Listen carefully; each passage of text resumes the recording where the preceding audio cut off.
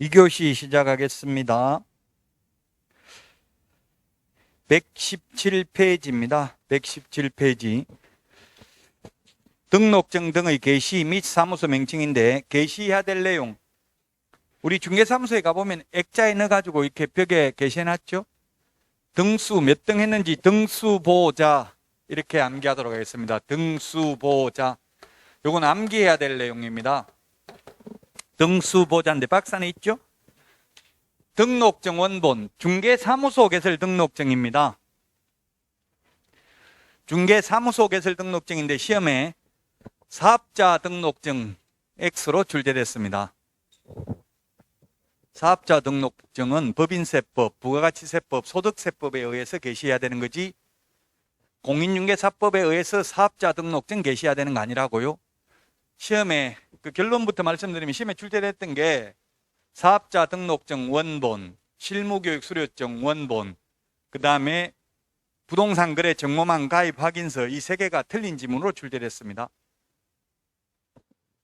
그 다음에 중개 보수요율표, 보정설정 증명서류, 보증보험 증권이나 공제증서, 공탁증서, 자격증 원본인데 자격증은 원본입니다. 등록증, 자격증은 원본이다. 소속공인중개사 자격증이 있을 경우 소속공인중개사 자격증 원본도 게시를 해야 된다.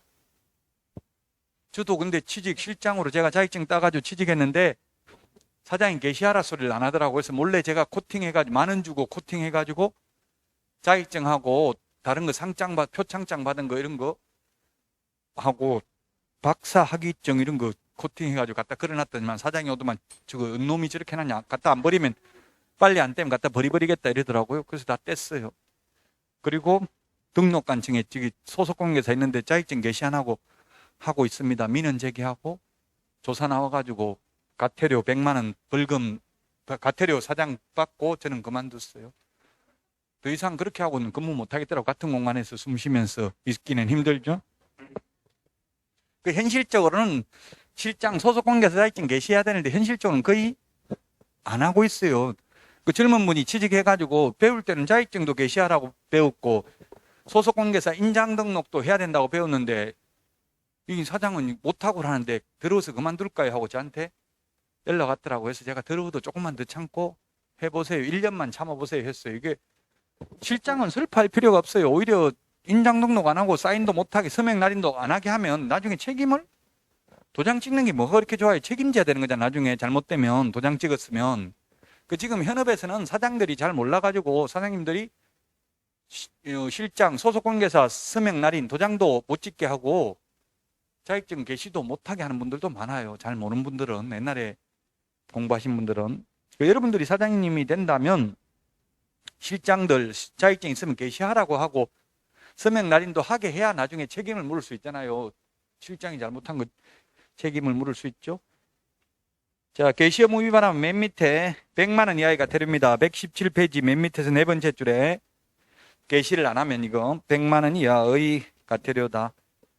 자, 그 다음에 118페이지 사무소 명칭 관련 의무입니다. 사무소 명칭 표시입니다. 명칭 표시. 사무소 명칭 표시.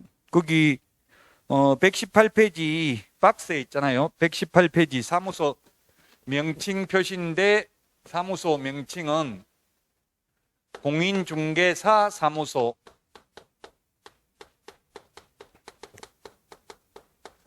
공인중개사 사무소 또는 부동산 중개, 이 둘 중에 하나의 명칭을 사용해야 됩니다. 앞에 행운 공인중개사 사무소, 백옷 부동산 중개 주식회사, 박용덕 공인중개사 사무소 이런 거 추가로 더 넣는 건 상관이 없습니다. 이 둘 중에 하나의 명칭은 들어가야 됩니다. 반드시. 근데 부칙개공, 소위 중개인은 자격증 없기 때문에 공인중개사라는 명칭은 쓸 수 없죠. 그 부칙개공은 밑에 부동산 중개라는 명칭만 사용할 수 있습니다.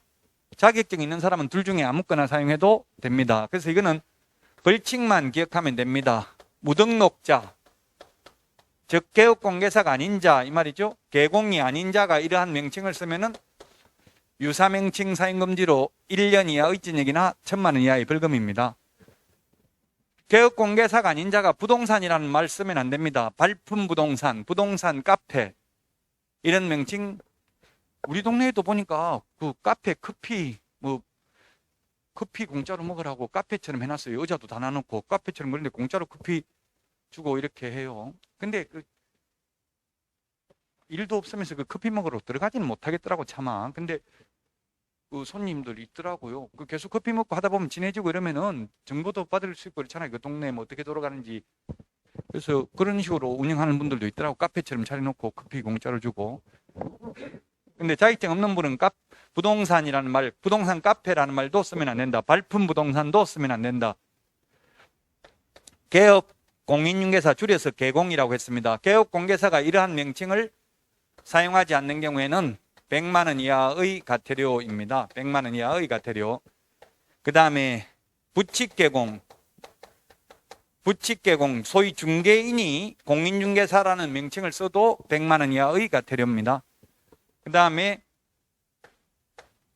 성명 표기하지 않는 경우, 성명을 표기하지 않는 것도 100만 원 이하의 과태료다. 5개 광고물, 간판에는 성명을 표기해야 됩니다. 간판 안 달아도 된다. 시험에 2번 출제됐습니다. 5개 광고물이 간판입니다. 거기 119페이지 양가로 3번 5개 광고물 이게 간판이라고요. 간판 실명제입니다. 간판 실명제. 간판은 성명을 적어야 돼요. 시험에 간판에다가 전화번호, 연락처 기재하지 않는 경우 100만 원 이하의 과태료다. X로 출제됐어요. 간판에 전화번호 안 적어도 된다고요? 등록번호 안 적어도 돼요. 법적으로는. 안 적어도 되는데 선전하려고 다 적어놨어요. 안 적어놨어요. 적어놨으니까 이게 헷갈린다고 시험에 보면 이게 적어야 되나 싶어가지고 간판 실명제. 간판에는 성명만 적으면 된다. 법적으로는. 전화번호 안 적어도 됩니다. 간판에 등록번호 안 적어도 됩니다. 간판이 5개 광고물입니다. 120페이지 철거명령 및 대집행입니다. 철거명령 및 대집행. 간판에 대해서는 그 불법 간판 달고 있으면 철거명령을 할 수 있습니다. 개업공개사가 아닌 자가 중개사무소라고 간판 달고 있으면 철거명령 할 수 있고요. 등록관 증이. 철거명령을 따르지 않는 경우에는 그 세 번째 줄 교과서 120페이지 행정대집행법 밑줄 치세요. 행정대집행법입니다. 간판 철거 행정대집행법입니다. 불법 간판 철거를 했는데 철거를 명했는데 따르지 않는 경우에는 행정대집행법입니다. 행정대집행법. 행정대집행법의 내용까지는 뭐 1조에 뭐가 있는지 내용은 몰라도 됩니다. 법 이름만 기억하면 됩니다. 청문 뒤에 나오는데 들을 문, 청문은 행정절차법입니다. 행정절차법.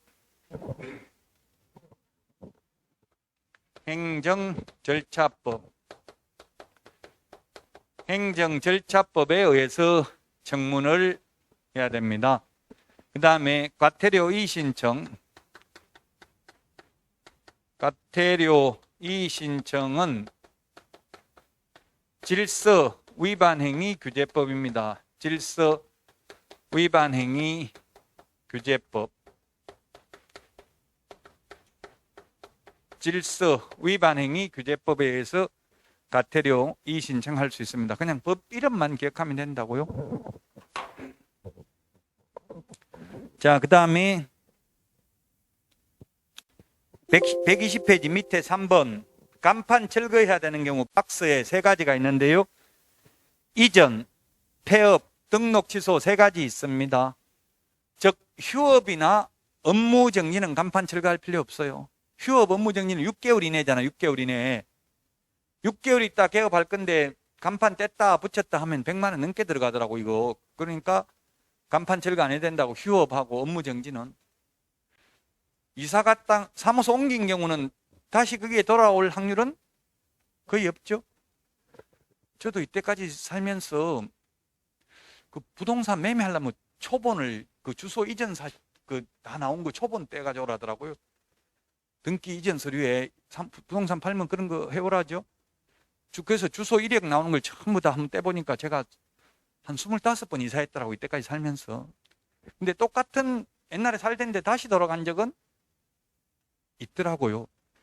시골집에, 시골집, 군대 가면서 그냥 시골집으로 다시 주소, 중학교 때 저는 나와가지고 혼자서 도시에서 자취하고 크다가 군대 가면서 다시 집으로, 시골집으로 옮기는 경우 그는 있더라고. 옛날에 살던 데로 다시 돌아간 그 빼고는 없어요. 도시 나와서는 다시 옛날 살던 집으로 돌아간 적은 없어요. 그 무슨 이야기 하려고 하냐면 사무소 옮겼으면 다시 그 사무소로 갈 확률은 없기 때문에 간판 떼야 된다고 이제.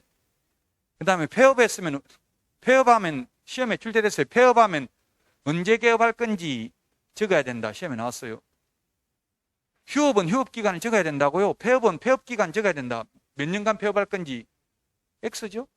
폐업을 하면 뭐 영원히 할 수도 있는 거지. 그걸 몇 년, 뭐 3년 폐업한다 이런 거 안 적는다고요. 휴업은 6개월간 휴업하겠다, 5개월 휴업하겠다 적어요. 미리 시험에 출제됐어요. 폐업 기간 적어야 된다. 폐업 신고서에 X로 출제됐어요. 휴업은 휴업 기간 적어요. 휴업 신고서에. 그런 것도 시험에 출제됐다. 등록 취소되면 3년 동안 개업 못 하잖아요. 그러니까 간판 3년 동안 간판 달아놓을 수는 없잖아요. 중개업 안 하는데. 자, 그 다음에 121페이지 표시 광고. 5개 광고물은 간판이라고 했고요. 표시 광고하고 5개 광고라는 말이 둘 다 붙어 있지만 5개 광고물은 간판이고요. 표시 광고는 여기 옆에 보니까 이게 사무실 비어 있는데 표시 광고 해놓은 거 봤잖아요. 임대문의 해가지고 봤죠? 한번 자세히 보세요. 이게 다 들어있는지. 이게 안 들어있으면 바로 등록관청 민원 넣으라고요. 그러면은 좀 민원을 넣어줘야 돼. 그래야 바뀐다고. 이 개업공개사도 인식이 바뀌어야 전부 서로 공신력이 높아져야만 되지. 지금 자꾸 요즘 뉴스에 나오더라고요. 너무 복비가 많다. 부동산 가격이 올라가니까 복비도 따라서 올라간다. 이렇게 해가지고 딸랑 계약서 한 장 적어주고 뭐 800만 원씩이나 왜 줘야 되냐 이렇게 막 하더라고요. 그러니까 뭔가 열심히 일을 하고 있다는 걸 계속 사전 정지 작업을 해가지고 보여줘야 돼. 그래야 나중에 중개보수 받기가 쉽다고요. 복비는 따따블로 빨리만 팔아주면 따따블로 주겠다 말만 그래놓고는 나중에 안 주는 경우가 많아요. 만약에 법정보수가 900만 원인데 2천만 원 받았어요. 그럼 양도소득세 낼 때 보면은 900만 원인데 양도소득세 보면 필요경비 해가지고 아예 중개보수 적는 난이 있더라고. 중개보수 등 적는 난 필요경비. 그럼 만약 900만 원, 법정보수는 900만 원인데 2천만 원 줬어요. 그러면 그 비용 2천만 원 공제받는다. 아니면 법정보수 900만 원만 공제받는다. 답은? 얼마예요? 법정보수는 900인데 2천만 원 줬다고요. 2천만 원? 900만 원, 손들어 보세요. 900만 원만 받는다. 손들으세요. 불법으로 더 줬지만 2천만 원 다 공제받는다. 손드세요. 손을 높이 들어. 지금 손 이렇게 하는 거 들었는지 안 들었는지 알 수가 없어요. 한 분 저 뒤에 하고 두 분밖에 없네. 진리는 다수결이 아닙니다. 세법은 실질과세 원칙이 실제 줬으면 실제 비용으로 인정된다고. 불법으로 줬든 어쨌든 간에. 어쨌든 비용으로 들어가고 없잖아. 내가 수익이 아니잖아. 내 수익이. 세법의 가장 큰 원칙은 실질과세 원칙. 진실이 있다면 진실대로 세금 낸다고요. 어차피 주고 그건 내 소득이 아니잖아. 줘버렸으니까. 그럼 양도 차익, 그 양도소득세 계산할 때 빼요. 그것도 비용 더 많이 줬으면 많이 준 거. 그 대신에 뭐 영수증 없어도 진짜 줬으면 적어놓고 나중에 실사하면은 줬다는 거 입증만 하면 돼요. 그 대신에 입증을 하라더라고. 지금 증명서류를 내라고 하는데 없다고 하면 나중에 만약에 담당자가 연락 가면 그때 입증은 해야 된다. 이렇게 하더라고요. 그 입증을 한다는 전제하에서. 근데 영수증을 받아놔야 되는데 개업공개사들이 초과해서 영수증은 주진 않겠죠. 그럼 컨설팅 영수증 이런 거라도 달라. 이렇게 하면 돼요. 중개보수는 900만 원만 하고. 안 그러면 통장으로 입금시켜주면 돼. 그래 나중에 통장 사본 복사해가지고 제출하면 되잖아요. 만약에 양도소득세 그 신고할 때. 양도소득세 그 본인이 신고하려면 다 세액까지 자기가 다 금액까지 다 자기가 계산해가지고 내야 되더라고요. 세무서에서 안 해줘요. 대신 그 양식에 따라서 자기가 다 계산해야 돼. 잘못되면 나중에 이제 뭐 바로 그거 하진 않고 경정 신청하라고 다시 연락은 올 거예요. 아니면 가온 앞에서 더 냈으면 돌려주고. 그런 게 미성년자이면 30세 미만이고 미성년자고 소득 없고 이러면은 부모 그 집하고 같이 계산하더라고요. 집수를. 저도 그 미성년자는 아니네. 미성년자는 아닌데 소득 없는 애는 그냥 1가구 1주택이라고 생각하고 비과세 된 줄 2년만 보유하면 비과세 되는 줄 알았는데 보니까 부모가하고 같이 계산해 보니까 2주택이고 2주택은 지금 10% 가산하죠. 지금 양도소득세 6월 1일부터 20% 가산된다고 표준세율에 2주택이면 3주택이면 30%? 30%면 양도소득세가 최고세율이 이제 45%잖아요, 지금. 여기에 3주택이면 30%를 가산하고 그럼 얼마예요? 여기 75%고 여기에다가 지방소득세 10%니까 여기 7.5%를 가산하면은 83.5% 세금 내야 돼요. 물론 완전히 83.5%는 아니죠. 그 세율별로 구간별로 다 다르니까 지금 그냥 편의상 이렇게 말하는 거지만 실제로는 83%까지는 안 되고 한 70% 정도까지 세금 내야 될 수도 있어요. 한 60, 70% 정도까지. 지금 뭐 모르겠어요. 대치동하고 대치동 이런 데 지금 집값이 한 3억 정도 호가를 내려도 매매가가 아니라 전세가가 안 나가고 있다고 이렇게 나오더라고요. 그 대치동 아파트 그거 살 이유가 없죠. 거기 가보면 집 깨끗해요? 안 깨끗해요? 쓰러지기 일보 직전인데 거기 전세를 10억이더라고 전세가. 10억 주고 들어갈 이유가 없잖아요, 전세는. 그래서 옛날에는 그걸 고급주택이라고 불렀다가 제가 따졌어요. 그 고급주택이 네가 한번 들어가 봐라 이렇게 이야기를 했더만 요즘은 지금 고급주택이라 안 하고 세법에서도 고가주택이라고 하죠. 가격이 비싸지 고급은 아니잖아요. 그 엄마 아파트가 완전히 쓰러지기 일보 직전인데. 자, 그 다음에 중개상물의 표시광고인데요. 그 양가로 1번 전단지 등의 중개상물 표시광고입니다. 전단지거나 여기 옆에 우리 사무소 비어 있는데 유리창에 붙여놓은 거 봤죠? 한번 지나가면서 오늘 한번 보세요. 이거 붙여놨어요. 이거 붙여놨더라고. 거기에 보니까 동그라미 이번에 명시해야 될 게 5개가 있다고요. 5개. 우리 암기 프린트는 43번에 있고요. 43번. 성명, 소연 등입니다. 성명, 소연 등. 여친 성명이 소연이다. 소연. 성명, 소연 등. 이런 거는 암기를 해야 돼. 이게 5개를 단순히 이해해가지고 풀 수 있는 부분이 아니라고. 동그라미 2번 박스 안에 있는 거 성명, 소연 등. 암기 프린트 43번 맨 밑에 별표 있죠? 성명, 소연 등. 성명, 사무소 명칭, 사무소 소재지, 연락처.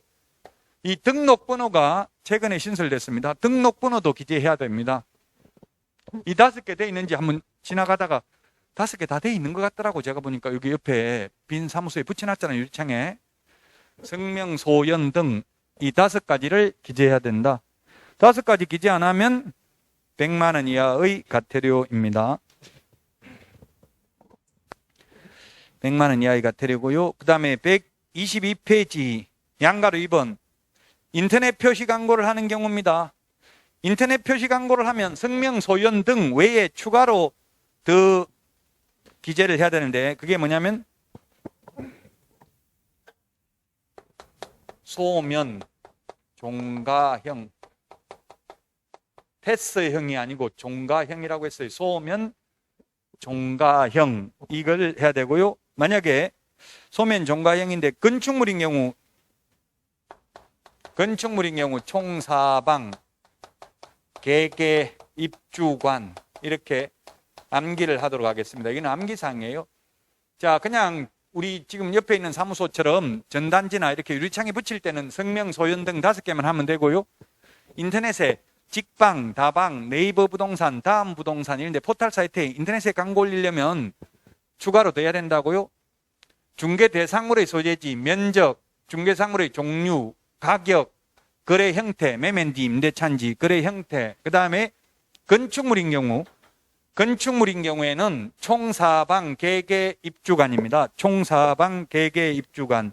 총이 총청수, 그 다음에 사는 사용승인, 사용검사, 준공검사 받은 날.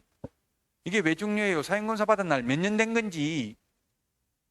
오래된 거면 전세 같은 거 많이 받기 힘들잖아요. 오래된 건지 새 건물인지 알려고 사용검사 받은 날. 그 다음에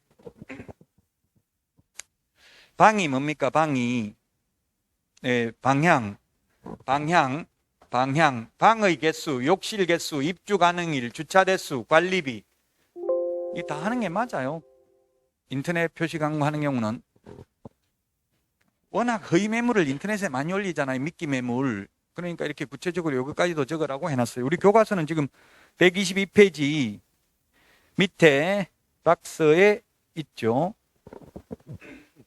자, 그 다음에 123페이지 양가로 3번 허위매물, 부당 표시 광고 금지입니다. 허위매물 올리면 안 됩니다. 미끼매물, 허위매물 올리면 500만 원 이하가 되는데요. 허위매물, 미끼매물을 가격을 비싸게 올리겠어요? 더 싸게, 시세보다 싸게 올리겠어요? 미끼매물, 허위매물 올리면? 네, 싸게. 주로 이제 원룸 같은 거 그렇게 많이 원룸 10만 원짜리 있다. 전화해보면 예, 있는데 빨리 오세요. 택시 타고 오세요. 금방 나갑니다. 가보니까 예, 금방 나간다고 제가 했잖아요. 그래서 나가고 없다. 그래놓고 이제 그러면 뭐 있는데 뭐 이제 50만 원짜리 밖에 없다. 실제 50만 원씩 하는데 다른 데도 다 이렇게 하기 때문에 우리도 어쩔 수 없이 이렇게 한다 하면 절반 정도는 욕하고 가고 절반은 포기하고 그냥 계약한대. 택시 타고 왔으니까 택시비 아까워서. 원룸 같은 거는 웬만하면 계약하잖아요. 뭐 어차피 전세 들어가는 뭐 금액을 크게 내는 것도 아니고 월세 내기 때문에.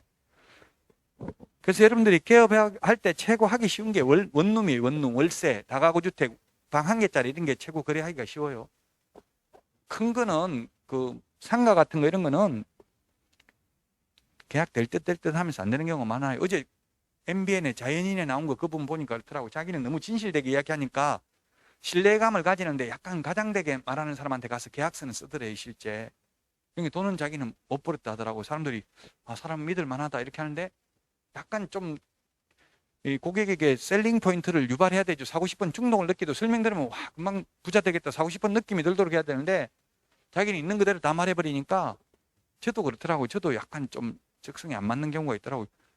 저도 친구 소개를 받아가지고 온 손님한테 이거 불법 건축물이다 이 말부터 했다고. 이건 나중에 이야기해야 되는데 그러니까 막 그냥 가버리더라고. 설명 듣지도 않고 가니까 잠깐만 하니까 막 필요 없다. 나는 교감 선생인데 나는 불법은 아예 감옥 가 그런 건 아예 나한테 말도 하지 말라 하면서 가버리더라고. 더 이상 뭐 설명할 수가 없는 거예요. 하더라도 그건 맨 마지막에 해야지 미리 그런 것부터 말하면 안 되더라고요. 그러니까 여러분들도 적성에 맞는지 최소한 1년은 취직해보고 웬만하면 개업하시라고 바로 하지 말고. 자, 그 다음에 이게 허위매물 다 123페이지는 어쨌든 가짜 매물, 허위매물, 없는 매물 이런 거 올리지 말라는 이야기입니다. 자, 그 다음에 125페이지 국토교통부 장관의 인터넷 표시광고 모니터링입니다. 인터넷 표시광고 모니터링입니다. 박스 밑에 동그라미 1번 국토부 장관은 인터넷을 이용한 중개사물에 대한 명시 의무나 부당한 표시광고로 부동산 거래 질서, 문란 등 위반 여부를 모니터링할 수 있습니다.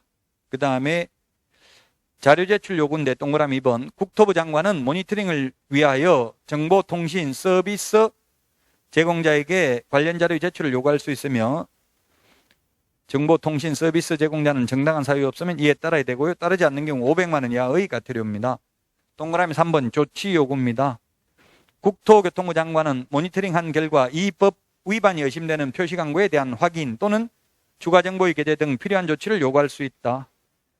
그리고 정보통신 서비스 제공자는 정당한 사유가 없으면 이에 따라야 된다. 따르지 않는 경우 500만 원 이하의 과태료. 125페이지 동그라미 4번에 500만 원 이하의 과태료 있죠. 그 다음에 동그라미 5번 국토교통부 장관은 모니터링 업무를 위탁할 수 있습니다.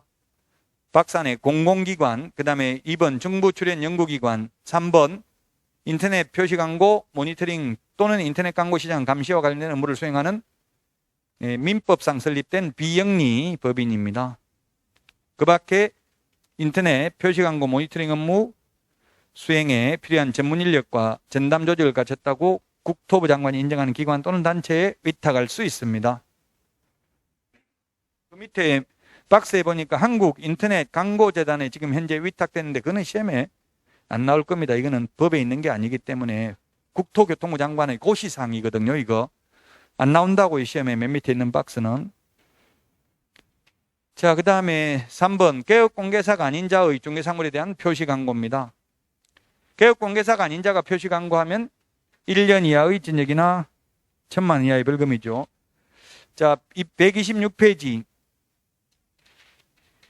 중개사물에 대한 표시광고는 개업공개사가 해야 되고요. 보조원 이름이나 소속공개사 이름으로 하면 안 됩니다. 다만 시험에 나온 적은 없는데 개업공개사 이름으로 하면서 담당 소속 공인중개사 이름을 추가로 적는 것은 불법은 아닙니다. 추가로 적어도 됩니다. 담당 실장, 소속 공인중개사 누구 이렇게 적어도 된다고요. 그러나 보조원 이름은 절대 적으면 안 되죠. 담당 보조원, 실장 누구 이런 이름은 적으면 안 된다고요. 보조원 이름은 표시 광고할 때 적으면 안 된다, 절대로. 왜냐하면 이게 보조원들이 불법 행위를 많이 한다고 보는 거예요. 공부를 안 했기 때문에, 자격증이 없기 때문에 무서운 줄 모르고 불법 행위를 한다고 보는 겁니다. 보조원 이름은 적으면 안 됩니다. 자, 그 다음에 동그라미 2번. 개업공개사가 아닌 자의 중개사물에 대한 광고 행위는 금지되므로 부동산 중개업을 목적으로 부동산 컨설팅업자나 무등록업자 등은 할 수 없다. 예, 무등록업자가 광고하면 1년 이하의 징역이나 1,000만 원 이하의 벌금. 밑에 4번 제재 나와 있네. 제재, 위반 시 제재. 양가로 1번은 뭐냐면 그 광고하면서 이런 거 하나라도 빠지면 100만 원 이하의 과태료라는 얘기. 이게 뭐 하나 빠지면. 그 다음에 2번은 부당한 표시 광고하면 500만 원 이하의 과태료. 그 다음에 3번, 4번입니다. 정보통신 서비스 제공자의 경우에는 500만 원 이하의 과태료입니다. 500만 원 이하의 과태료. 그 126페이지 맨 밑에 있는 문제가 뭡니까? 성명, 소연 등 이거 묻는 거죠? 성명, 소연 등 기재하는 거 묻는 겁니다. 자, 그 다음에 127페이지 이중등록, 이중등록증 대여 등의 금지. 우리 암기 프린트 53번 맨 밑에 보면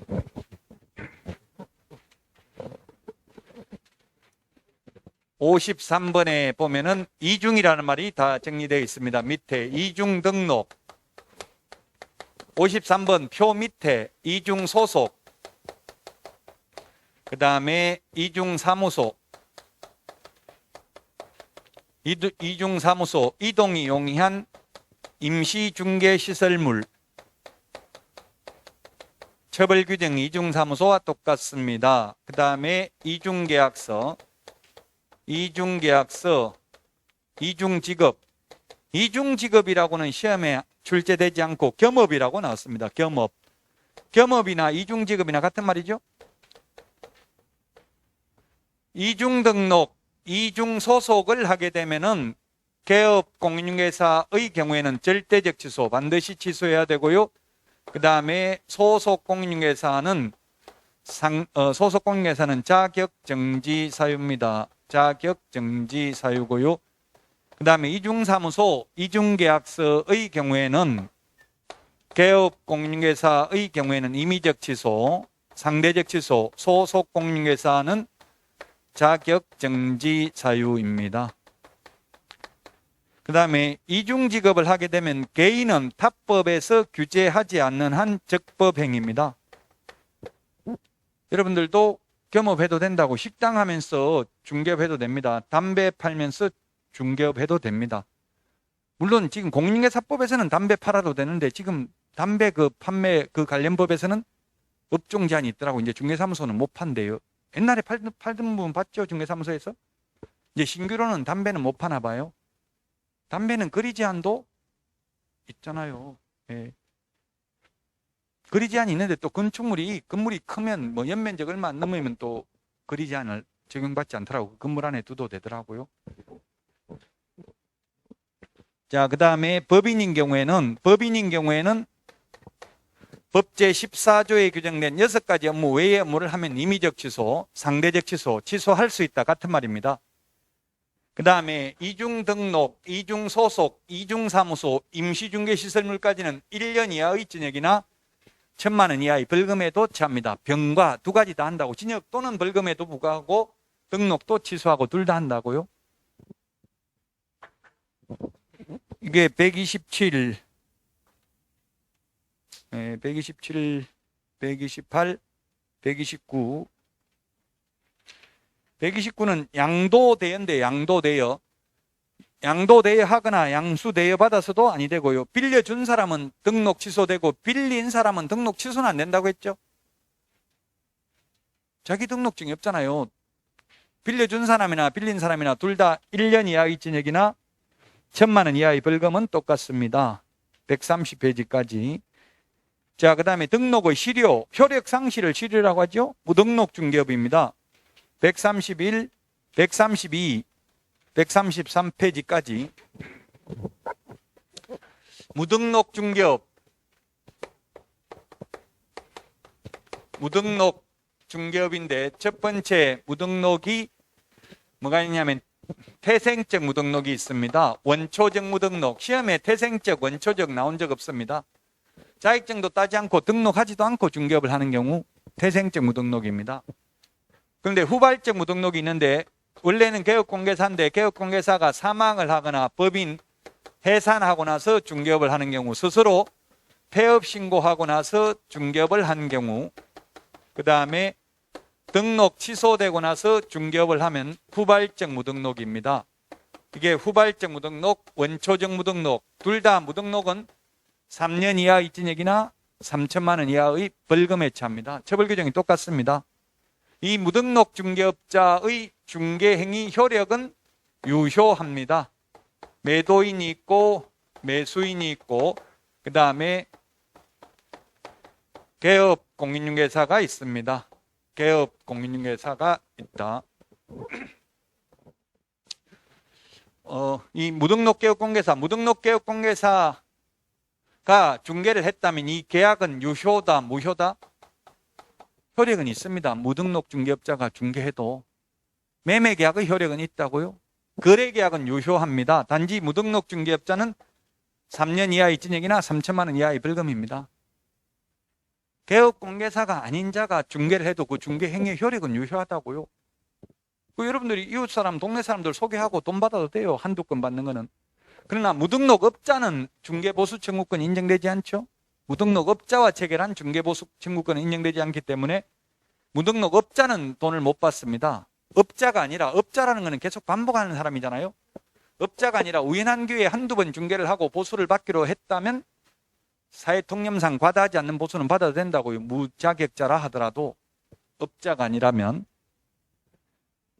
그 말이 지금 우리 교과서는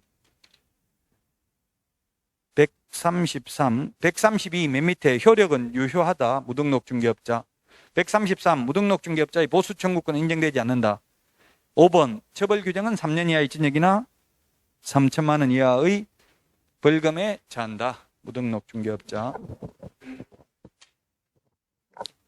134페이지 등록의 결격사유입니다. 등록의 결격사유. 134페이지 법 10조 다음 각호 어느 하나에 해당하는 자는 중개사무소 개설 등록할 수 없다. 밑줄 치시고, 그 다음에 135페이지 2항에 보니까 제1항 1호부터 11호까지 어느 하나에 해당하는 자는 소속공개사 또는 보조원이 될 수 없다. 이걸 합치면 이 두 개를 합치면 개업공개사 등의 결격사입니다. 개업공개사 등의 결격사유. 여기에 해당되면 개업도 안 되고 취직도 안 된다. 자격은 취득할 수 있습니다. 원칙적으로 12가지에 해당되어도. 3번 3항 동그라미 3번 등록관청은 개업공개사, 소속공개사, 중개보조원 및 개업공개사인 법인의 사원, 임원을 개업공개사 등이라 한다. 개업공개사 등이 제1항 1호부터 제11호까지 어느 하나에 해당하는지 여부를 확인하기 위하여 관계기관에 조회할 수 있다. 관계기관에 조회할 수 있다 되는데 이게 제가 담당 공무원한테 전화해서 제가 연수교육하러 시군구에 갔기 때문에 시군구 공무원들을 많이 하는데 이 결격사유, 처음에는 결격사유 여부를 확인하는데 중간에 만약에 교도소 갔다 왔는지 어떻게 알고 등록을 취소하는지 물어보니까 1년에 2번씩 조회한대요. 자기들이 조회하는 사이트가 있대. 그래 하반기, 상반기, 하반기 해가 2번씩 이 결격사유 여부를 조회한대요. 그래가지고 만약에 교도소 갔다 와도 징역 벌금 받아도 이 법에 의해서 300만 이상 벌금 받으면 등록 취소잖아요. 법원에서는 통보 안 해준대요. 법원에서 그 법관들이 어디다 그런 법이 없을 거 아니에요. 그래서 자기들이 사이트에 조회한대. 1년에 2번씩. 조회해가지고 이제 결격사유에 해당되면 등록을 취소한다더라고. 이 조회를 하는데 외국인은 조회 가능해요? 불가능해요? 불가능하니까 앞에 아까 했잖아요. 외국인 스스로 결격사유에 해당되지 아니함을 입증하는 그 국가에 주재하는 대한민국 영사관이 확인하는 공정서류나 증명서류 또는 아포스티유 확인서를 제출해야 된다고 했잖아요. 외국인인 경우. 우리나라 사람은 조회한다고요? 자, 결격사유 12가지, 134, 135, 12가지 보도록 하겠습니다. 결격사유.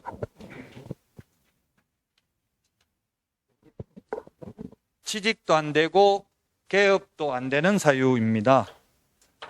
자, 개업, 공인중개사 등의 결격사유입니다. 시험에 해마다 35년간 출제됐습니다. 개공 등 반드시 출제됩니다. 결격사유입니다. 개업도 안 되고 취직도 안 되는 결격사유입니다. 첫 번째, 그 법 12개가 있었습니다. 미성년자. 미성년자는 자격은 취득할 수 있지만 개업도 안 되고 취직도 안 된다. 작년에 우리 학원에서도 미성년자 자격증 취득했어요. 자격은 취득할 수 있어요. 근데 개업은 못하고 취직은 못합니다. 성년이 될 때까지. 오직 나이를 먹는 길밖에 없습니다. 부모 동의받아도 취직 안 돼요. 법정 대리인 동의받아도 안 되고 혼인해도 안 됩니다. 혼인. 민법에서는 혼인하면 성년으로 본다. 단독으로 유효한 법률행위는 할 수 있지만 중개사무소 근무는 못해요. 미성년자. 오직 나이를 먹는 길밖에 없다. 그 다음에 피성년 후견인, 피성년 후견인, 피한정 후견인, 결격사유입니다. 피특정 후견인. 피특정 후견인은 결론부터 말씀드리면 피특정 후견인은 결격사유 아닙니다. 특정 사무에 대해서 후견을 받아. 후견이 뭡니까? 바라볼, 뒤후자 바라볼 견자, 뒤에서 보살핌을 받아야 된다 이 말이에요. 피라는 말이 있으면 받아야 된다. 보살핌. 보살펴 주는 사람은 성년 후견인, 보살핌을 받아야 되는 사람을 피성년 후견인. 피상속인, 상속인. 누가 죽은 사람이 피상속인, 상속인? 예, 피 보고 죽어야 되죠. 피 보고. 피 보고 죽는 사람이 피상속인입니다. 상속받는 사람이 상속인. 그럼 상속세는 누가 낸다? 받은 사람이 내야 되죠. 예, 상속인. 예, 그래서 성년으로서 나이 많은 어른으로서 보살핌을 받아야 되는 사람이 피성년 후견인. 옛날에는 금치산자라고 불렀어요. 한 7년 전에는 민법에서.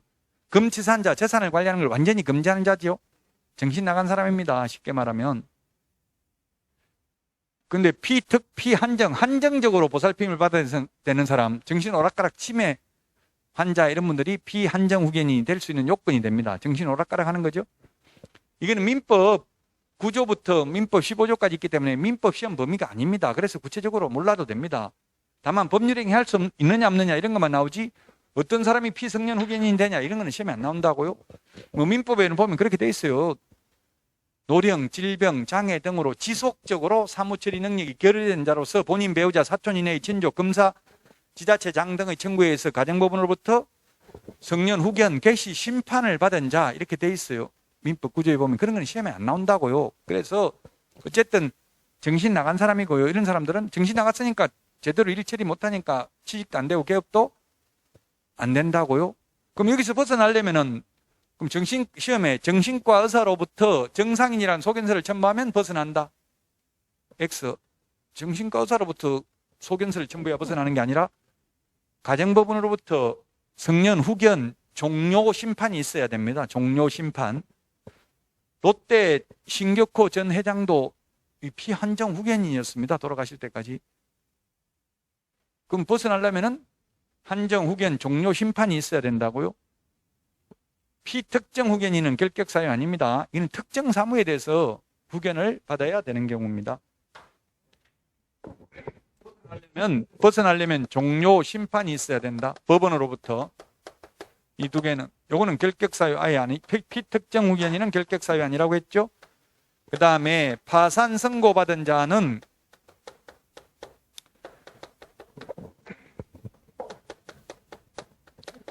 파산 선고는 빚잔치 한 거잖아요. 빚잔치. 다 망해가지고 자기 재산도 관리 못해가지고 망해놓고 남들한테 내가 돈 벌게 해줄게. 이거 사면 떼돈 번다. 이런 말 할 자격 없죠.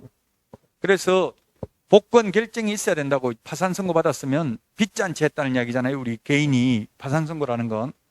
파산 선고라는 말이 반드시 들어가야 돼요. 결격사유에 해당되려면은. 채무 회생 인가 신청 중이다. 뭐 이런 말 필요 없고 무조건 파산 선고라는 말이 있어야 된다. 그 다음에 네 번째, 금고 이상의 형을 선고받고 그 집행이 종료되거나 집행을 받지 아니하고 이로 확정된 후 3년 미경과자. 즉 쉽게 말하면 교도소 갔다 오면 3년 동안은 개업도 못하고 취직도 못한다고요. 교도소에서 석방되고 나서 3년 동안 못해요. 저도 이거는 가혹하다고 생각해. 이미 교도소에 있었으면 다 죗값은 치렀는데 왜 3년 동안 개업도 못하고 취직도 못하니까 어디 돈 벌 데가 없으니까 또 일부러 뭐 훔쳐가지고 또 교도소 들어가는 사람도 있잖아요. 먹고 살 수가 없으니까. 우리나라에는 교도소 갔다 오면 3년 동안 취직도 못하고 개업도 못해요. 그래서 원래 교도소라는 게 뭡니까? 이게 가르칠 교자, 교육할 때 도덕을 가르치는 장소가 교도소인데 이게 도덕을 가르치는 게 아니라 전부 범죄를 하는 걸 배워 나오더라고요. 갔다 오면. 모르던 것까지 배워와요. 왜냐면 한 방에 여러 명이 있으니까 자기 수법 알려주고 이렇게 한다고 전수한다고요. 독방에 있는 사람은 거의 우린 독방에 있는 사람을 범털이라고 그래. 범털. 거기 들어가면은 독방에 있는 사람 아주 높은 사람들이나 독방에 있지. 보통 사람은 들어가면 독방에는 또 심심해서 못 있어요. 김지아 시인이 그 교도소에 딱 6개월간 독방에 벽만 보고 있으니까 정신병자 안 되는 게 비정상이라더라고. 다 정신병자 된다고요. 근데 그런 사람 독방에 그냥 벽만 보고 있는데 범털들은 다 텔레비전 보고 수세식 화장실에서 전두환 전 대통령 이런 분 보니까 텔레비전 다 보고 수세식 화장실에서 있더라고요. 저는 요강에다가 요강만 하나 주더라고. 저도 한번 잡혀간 적은 있는데 옛날에. 진짜 정신병자 되겠더라고요. 그게 그건 뭐 스스로 잘못했다고 나와요. 아예 스스로 자백을 하게 돼요. 계속 그 세뇌를 시키면 잘못한 거 없어도. 지금 너무 무서워하지 마세요. 지금 저는 아무것도 지금 그 학원 강의하려고 해도 지금 범죄조회 동의서 이런 거 다 제출해야 돼요. 범죄 있으면 못해요. 학원 강의도. 증가 기록은 안 나와요. 저 때도 아무것도. 무혐의 처분받아서 그냥 그게 무혐의라도 재판 받을 때까지는 있어야 되잖아요. 무죄 판결을 받아도. 재판 받는데 우리나라는 최소한 2달은 걸린다고. 재판 받으려면은 억울하게 저도 잡혀가가지고 한번 당한 적은 있어요. 전혀 안 했는데도 군대에서 제가 20살 때 그런 적이 있었어요. 자, 그 다음에 금고 이상 3년 미경과자인데, 그러면 첫 번째 집행 종료가 있습니다. 집행 종료. 집행 종료돼도 3년 지나야 되고요. 집행 종료가 있고, 그 다음에 가석방이 있습니다. 만기 석방이 있고, 집행 종료에는 집행 종료인데, 집행 종료는 첫 번째 만기 석방이 있고요. 만기 석방. 교도소에서 만기 석방돼도 3년 지나야 되고요. 그 다음에 가석방되면, 가짜 석방되면 남은 자녀 형기. 남은 자녀 형기를 형법에서는 가석방 기간이라고 하는데요. 가석방 기간, 즉 남은 자녀 형기. 남은 자녀 형기 더하기 3년 있어야 됩니다. 그래서 만약에 3년 교도소에서 3년 만기 석방되고 3년 지나야 되고요. 둘 다 똑같은 사람이 3년 선고받고 1년 만에 가석방돼도 남은 자녀 형기 더하기 3년 지나야 됩니다. 그래서 똑같은 죄를 지었다면 가석방됐냐나 만기 석방됐냐나 죄 지은 날로부터 선고받은 날로부터 결격 사유에서 벗어나는 시기는 똑같습니다. 둘 다 몇 년 지나야 돼? 만약 3년 선고받았다면 선고받은 날로부터 6년 지나야 되겠죠. 선고받은 날로부터는 3년 교도소 살고 나와서 또 3년 더 지나야 되고요. 개업하거나 취직하려면 1년 만에 가석방돼도 남은 자녀 형기 더하기 3년 지나야 되니까 선고받은 날로부터는 6년을 지나야 된다고요. 시험에 출제됐어요. 가석방되면 가석방된 날로부터 3년만 지나면 된다. X. 남은 자녀 형기를 경고하고 나서, 즉 가석방 기간 경과되고 나서 또 3년을 더 지나야 된다. 그 다음에 집행면제가 있습니다. 집행면제. 집행면제가 뭐가 있느냐면 특별사면. 특별사면 되어도 3년 지나야 됩니다. 특별사면은 아마 뉴스에 많이 나올 거예요. 8.15 특사, 뭐 대통령 취임 특사. 특사는 3년 지나야 되는데 일반 사면은 일반 사면은 즉시 벗어납니다. 일반 사면은 즉시 벗어난다. 일반 사면이 더 좋은 거죠. 일반 사면은 즉시 벗어납니다. 결론만 시험에 나와요. 일반 사면, 특별 사면 어떻게 하는지 알고 싶으면 사면법을 봐야 되는데 사면법은 우리 시험 범위 아니라고요. 결론만 시험에 나온다. 특별 사면은 3년 지나야 되고 일반 사면은 즉시 벗어난다. 법률 변경. 법률 변경, 형의 시효 완성. 형의 시효 완성 모두 3년 지나야 됩니다.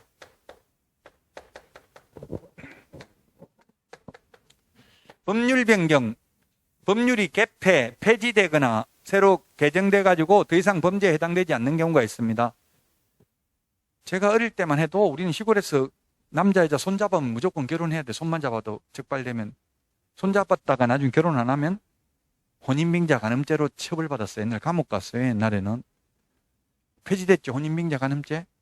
그 다음에 최근엔 간통죄까지도 폐지됐잖아요. 간통죄. 예, 간통죄도 폐지됐습니다. 그래서 간통죄로 옥소리양 이런 분들 구속돼 있다가 이 간통죄가 폐지돼가지고 석방돼도 몇 년 더 지나야 된다? 3년 더 지나야 됩니다. 자, 그 다음에 형의 시효 완성입니다. 시효. 시효는 시간이 경과됨에 따라 나타나는 효력이 시효입니다. 형의 시효 완성은 3년 지나야 되는데 공소시효는 완성되면 아예 처음부터 결격 사유가 아니다. 공소시효는 죄를 짓고 검사가 기소하기 전에 도망다니다가 시효가 완성된 경우입니다. 뭐 뉴스에 많이 나오더라고. 뭐 무슨 한명숙 사건 뭐 시효가 다 돼간다. 지금 뭐 이번 달에 끝난다. 이런 말들이 뉴스에 나오더라고. 이제 공소시효 완성되면 죄지어도 잡혀도 처벌받아요? 안 받아요? 안 받죠? 이춘재 살인사건 범인 공소시효 지났기 때문에 자백해도 처벌 못 하잖아요.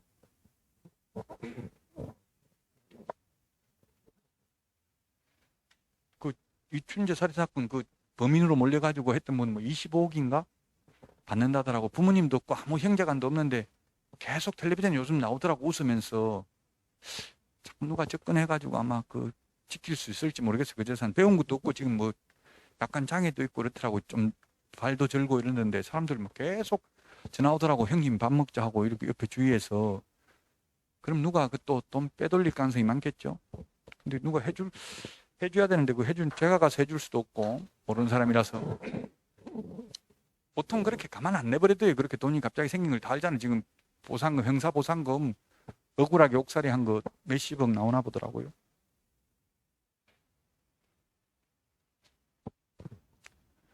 자, 어쨌든 공소시효가 완성되면 처벌도 안 하기 때문에 이거는 결격사유도 아니다. 근데 형의시효라는 건 뭐냐면 확정 판결을 받고 시간이 경과된 경우입니다. 시효가 몇 년인지 시험에 안 나옵니다. 사형에 해당되는 범죄의 형의시효는 30년입니다. 근데 사형에 지금 우리 살인죄는 공소시효는 없어졌죠, 지금은? 옛날에 이춘재 살인 사건은 15년이었어요. 그 당시에는 공소시효가. 이게 30년인지 이런 건 시험에 안 나옵니다. 어쨌든 결론은 형의 시효가 완성되면 3년 지나야 된다. 확정 판결을 받고 시간이 경과된 경우입니다. 교도소 복역을 안 한 상태에서. 그러면 시효 완성되고도 3년 지나야 개업하거나 취직할 수 있다. 자, 그 다음에 5번째, 금고 이상의 집행유예 기간입니다. 금고 이상 집행유예. 집행유예 기간 중에 있는 자는 결격사유입니다. 집행유예는 결격사유입니다. 그러나 선고유예 또는 기소유예는 아예 결격사유가 아닙니다. 선고유예나 기소유예는 결격사유가 아니다. 가장 가벼운 벌이 기소유예인데요. 우리나라는 기소독점주의입니다. 헌법에 지금 규정되어 있는 게 기소독점주의죠. 오직 검사만이 기소를 할 수 있습니다. 기소는 소송을 일으킨다 이렇게 해가 재판에 회부하는 걸 말합니다. 그 재판에 회부하는 건 오직 검사 손에 달려있기 때문에 검사가 만약에 선택적으로 기소할 수도 있다는 얘기는 미운 사람은 기소해버리고 재판에 넘기고 자기가 좋아하는 사람은 안 넘길 수도 있다는 이야기예요. 뭐 공수처인가 이런 거 생겨도 그 공수처에 근무하는 검사가 기소하는 거예요. 공수처라고 해서 뭐 검사가 없는 게 아니죠. 그 검사가 파견 검사가 기소를 하는 거죠. 우리나라는 오직 기소 독점주의입니다. 어쨌든 기소를 검사선에서 마무리 짓고 기소유예하면 결격사유 아닙니다. 바로 개업하거나 취직할 수 있습니다. 선고유예는 재판에 넘겼는데 판사가 1년 이하의 징역, 1년 이하의 징역에 해당되는 경우에는 자격정지 이상의 전과가 없는 초범인 경우 선고를 유예할 수 있습니다. 선고 유예되면 형법 60조에 보면 2년이 지나면 면소된 것으로 본다 했는데 어쨌든 그런 거 다 몰라도 되고 결론은 선고 유예나 기소유예는 가벼운 죄이기 때문에 결격사유에 해당되지 않습니다. 근데 집행유예는 유예 기간 동안 결격사유다. 집행유예는 3년 이하의 징역이나 금고에 해당되는 자에 대해서 1년에서 5년간 유예할 수 있습니다. 그럼 피고는 공인중개사법 위반으로 징역 3년에 처한다. 그러나 깊이 뉘우치고 있고 그동안 국가 발전에 기여한 점을 감안하여 그 집행을 5년간 유예한다 하면 교도소 안 가는 거죠. 몇 년 지나면 결격사유에서 벗어나요? 3년, 5년, 8년. 답은 유예기간 5년만 지나면 결격사유. 앞에 이거 받은 건 필요 없다고. 유예기간만 결격사유라고요. 유예기간만 결격사유다. 자, 그 다음에 6번째, 자격 취소되고 3년 미경과자입니다. 자격 취소되고 3년 미경과자. 자, 우리 지금 암기 프린트는 46번에 동그라미 2번에 있죠? 이게 46번에 동그라미 1번, 이게 5번이 동그라미 1번에 있고요. 자격 취소되고 3년 미경과자, 결격사유에 해당된다. 우리는 자격 취소가 있는데 변호사나 의사들은 자격 취소 없어요. 의사는 지금 면허 취소도 없어가지고 면허 취소한다고 하니까 이번에 댐 파업하겠다 이렇게 하니까 지금 면허 취소도 국회에 통과가 안 되고 있습니다. 그럼 여당이 통과시켜야 되는데 여당도 지금 이제 지방선거하고 이러니까 괜히 그 여론 부담을 느껴서 통과를 못 시키고 있어요. 의사들은 지금 면허 취소도 없고 자격 취소도 없다고요. 변호사는 자격 취소는 없고 등록 취소는 있습니다. 변호사는. 우리는 자격 취소예요. 자격 취소. 자격 취소는 새로 자격증 따야 된다고요. 의사들은 면허 취소돼도 일정 기간 경과되면 다시 면허 받으면 되죠. 자격증은 취소되는 게 아니기 때문에. 근데 우리는 자격 취소가 있어요. 자격 취소 있으면 새로 자격증 따야 된다고요. 3년 안에는 다시 자격증 따지도 못해. 한번 취소되면. 그 제가 의사나 저기 국토부에 의사나 변호사는 없는데 왜 우리는 자격 취소 있냐? 불합리하다 하니까 너희들도 의사처럼 데모해봐라 이러더라고. 우리는 데모하라고 모이라고 하면 1000명도 안 모이죠. 11만 명 중에. 근데 의사들은 뭐 전부 길에 들어놓고 이렇게 하잖아요. 단체 행동을 가능하잖아요. 어쨌든 자격 취소되면 3년 동안 다시 자격증을 딸 수도 없고 개업도 못하고 취직도 못합니다. 이게 가장 강력한 행정처분입니다. 나머지 등록 취소되면 다시 등록하면 되죠. 3년 지나고 나면. 자격 취소. 그 다음에 자격 정지 기간 중에 있는데요. 자격 정지. 자격 정지는 최대 6개월인데요. 그 자격 정지 기간 중에 있는 자는 그 기간 동안은 다른 데 가서 취직도 안 되고 개업도 안 된다. 그만두더라도. 자, 그 다음에 8번째 등록 취소되고 3년 미경과자입니다. 등록 취소 3년. 우리 암기 프린터는 46번에 동그라미 3번에 있죠. 3번. 등록 취소되고 3년 미경과자. 단 예외가 있다. 등록 취소되고 3년 미경과자인데 예외가 첫 번째 사망, 해산, 그 다음에 두 번째 결격사유, 그 다음에 세 번째 등록기준 미달. 등록기준 미달로 등록 취소된 경우에는 등록 취소되고 3년 지나야 된다는 규정을 적용받지 않는다. 자, 그러면은 사망, 해산, 죽었습니다. 사망했으면 등록 취소됩니다. 등록 취소되고 나서 3년 지나야 된다는 규정을 적용 안 받는다. 그러면 결국 즉시 벗어난다. 영원히 못 벗어난다. 둘 중에 하나 답인데 뭡니까? 사망을 하면 등록 취소해야 되고 등록 취소되고 나면 몇 년 지나면 결격사유에서 벗어나냐고요. 즉시 벗어난다. 영원히 못 벗어난다. 둘 중에 하나 답이라고 답. 영원히 못 벗어납니다. 죽으면 끝이에요. 죽었는데 어떻게 벗어납니까? 단 부활한 경우에는 그러하지 아니하다. 부활하면 즉시 근무할 수 있겠죠. 죽으면 끝이에요. 영원히 다시 살아나지는 않더라고요. 저도 지금 후회돼 죽겠어요. 어머니 살아계실 때는 진짜 빨리 돌아가셨으면 싶더라고. 막 하도 힘들어가지고. 제가 밤늦게 한 11시, 12시 되가 하면 가만히 자고 있다가 일어나가지고 막 한 2시간씩 이야기하고 그러는데 좀 짜증도 냈던 것 같아요. 여자분들은 그 입을 한 몇만 번 움직여야 된다더라고. 그럼 집에 아무도 말할 사람도 없다가 저 보면 막 계속 자꾸 이야기하고 그랬는데 그때 못 해준 게 지금 눈물이 나요. 가슴 아파요. 영원히 부활이 안 된다고 다시는 한 번 가면 끝이에요. 영원히. 지금 돌아가셨는데 있을 때 잘해드리라고요. 그러니까 사망하면 영원히 못 벗어난다. 영원히 끝이다. 이 해산도 마찬가지. 법인이 해산됐다는 것은 개인 죽는 거하고 똑같은 거예요. 법인이 없어진 거예요. 영원히 못 벗어난다. 결격 사유로 인하여 등록이 취소됐다면 예를 들어서 이게 파산 선고 받아서 등록이 취소됐으면 복권만 되면 되는 거지. 3년 등록 취소되고 나서 3년 지나야 되는 게 아니라고요. 피성년 후견인, 피한정 후견이어가지고 등록이 취소됐으면 후견 종료 심판만 있으면 바로 벗어난다고요. 3년 안 지나도. 등록 기준 미달. 오늘 법인의 등록 기준이 중요하다고 했죠. 대표자는 공인중개사이어야 하며 대표자를 제외한 임원 또는 사원의 3분의 1 이상이 공인중개사이어야 하죠. 근데 자격증 있는 사람들이 모조리 임원들이 다 그만둬 버렸어요. 그러면 등록이 취소될 수 있다고요? 등록 취소돼도 어떻게 하면 된다? 다시 3분의 1 갖추면 등록할 수 있다는 이야기입니다. 자, 그 다음에 9번째 업무정지 기간 중에 있는 자. 업무정지 기간 중에 있는 자. 그 다음에 10번째 법인의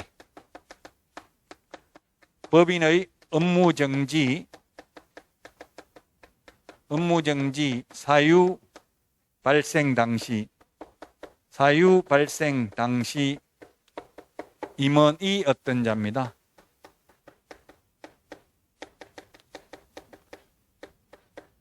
업무정지 처분 당시가 아니라 사유 발생 당시 시험에 출제됐어요. 업무정지 처분 당시 X, 사유 발생 당시 임원이 어떤 자입니다. 오늘이 며칠입니까? 오늘이 2021년 3월 11일 위반 행위를 했습니다. 위반 행위를 했는데 4월 11일 날 갑이라는 임원이 선임되었습니다. 갑이라는 임원이 선임되었고요. 그 다음에 5월 11일 날 업무정지 처분을 받았다고요. 그러면 이 갑 임원은 결격사유에 해당된다, 안 된다? 해당 안 된다고요. 왜? 위반할 때는 근무한 적 있어요, 없어요? 없잖아요. 처분 당시는 근무해도 처분 당시가 아니라 뭐라고요? 사유 발생 당시 임원이었던 자. 그 다음에 이 법 위반으로 300만 원 이상 벌금 선고받고 3년 미경과자입니다. 암기 프린터 46번에 동그라미 4번에 있습니다. 4번. 이 법입니다. 도로교통법 위반, 사기죄 위반, 벌금 받아도 결격사유 아닙니다. 이 법을 위반해야 되고 300만 원 이상 벌금을 선고받으면 3년 동안 결격사유에 해당된다. 법인의